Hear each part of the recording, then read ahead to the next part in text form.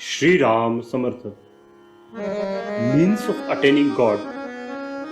God is hidden to us behind the screen of individual consciousness. We become one with Him as soon as this screen is removed. There are different means or sadhanas for removing it. The path of action, of yoga, etc. These are rather laborious to practice and may sometimes strengthen the screen instead of tearing it down. The path of devotion, however, is easier, more congenial. It consists in going in utter surrender to Him, simultaneously emptying oneself of pride of individuality to belong to God, to see God in everything and to see nothing but Him in anything. The means to achieve this position of devotion is to ascribe all doership to God, to think that everything happens as He desires it, and to dedicate every action to Him. This is the quickest way to destroy egoism. Alternatively, abide strictly by the instructions of the Sadguru, setting aside all ego and so-called wisdom and without demur.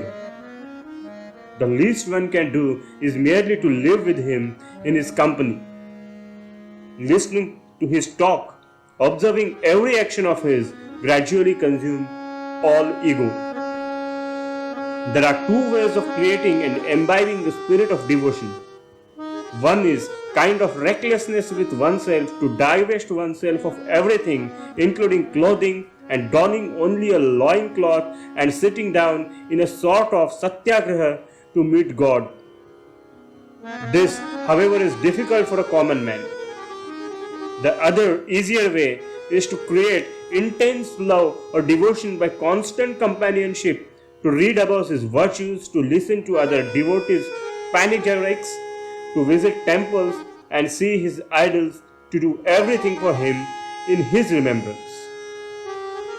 Such constant company with Him eventually kindles intense love or devotion.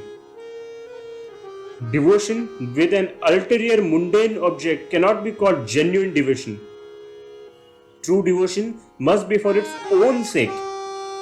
If I do something to gratify the senses, it becomes devotion to the senses, not to God. And I then become a slave to my senses. How can I enjoy sense pleasure in a state of slavery to them? True enjoyment can only be as master. The pleasure derived from God and the saints transcends all other pleasures. To beg mere sense pleasures of them is like begging a king for an alms cloth. Asking for anything in return amounts to spurning God for limited objects. So the aim of human life should be nothing less than attainment of God. Janaki Jivan Smarana Jai Jai Ram.